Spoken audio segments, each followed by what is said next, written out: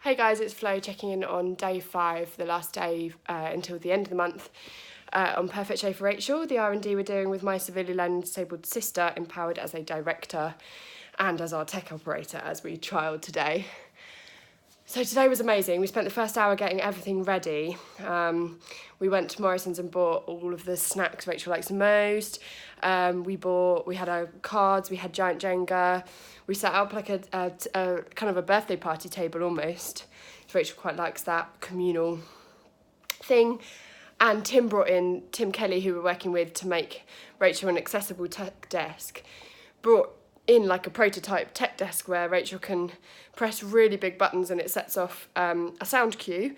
For now, we'll hopefully be dealing with AV and pyros and all sorts of things later down the line. Not loud, bangy ones, but maybe things dropping on audience's head or whatever.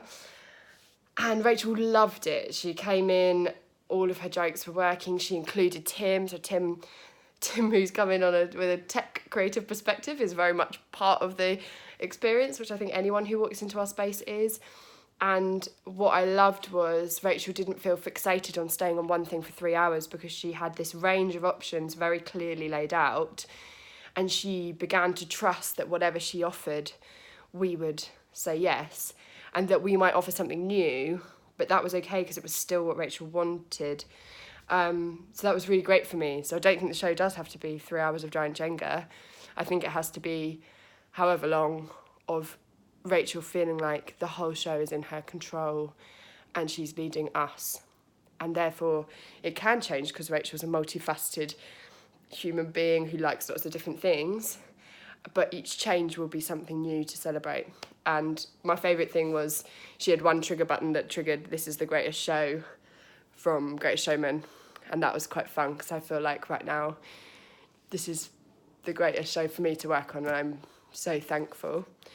But I want to talk about something that happened at the end of the day which has riled me. So we had this amazing day where we kind of trialled all of these ideas and put our training of ourselves into practice, which we've been doing for the last 2 days. And about 4:30, we finished at 5, this man comes in who's, I don't know, working at the venue that we were rehearsing in. And he says, I need to test the fire alarm now. When are you guys leaving? We said, we're leaving in half an hour. Actually, Rachel has will go into sensory overload if you test the fire alarm, and it'll make her really anxious. I'm panicky and we don't want to do that. And we said, can you wait? And it was obvious that he could wait. And he said, well, there's such a pain in the arse. And we sort of, I have to say, I was getting quite ragey. This is happening in our space that we've so delicately held, that we're winning Rachel's trust in slowly. And this guy just comes in and he says, that's a pain in the arse. And Lee then sort of swoops in because I look like I'm going to get punchy because he's been really rude and pointing at my sister and stuff. And we sort of try and explain neurodiversity, disability, sensory overload, why those things are different for someone like Rachel to someone like him.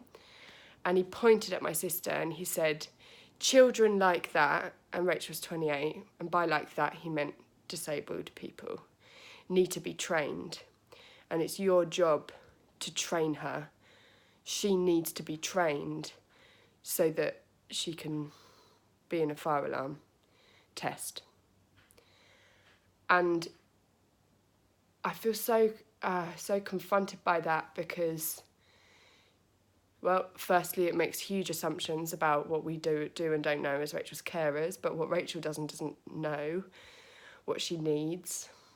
But the main point of Perfect Show for Rachel is that we want people to know that severely learning disabled people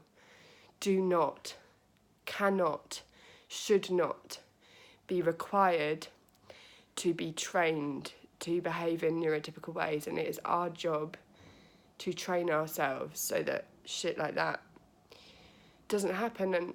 And watching my sister, so he agrees not to test the fire alarm and huffs off and says, I have to come back at 5, which he didn't. We made sure Rachel was at the building, bang on time. We sort of pushed her out to say, go, you know, walk back into the space. And it's too late because Rachel's already heard, I need to test the fire alarm. And she's flinching and she's suddenly anxious in this space, which is one of the only spaces that she can fully trust to meet her needs.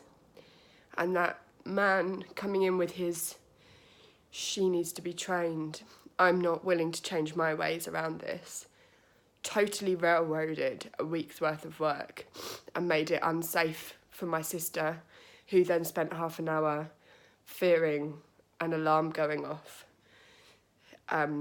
which she has to fear all the time when she navigates other spaces because she doesn't know.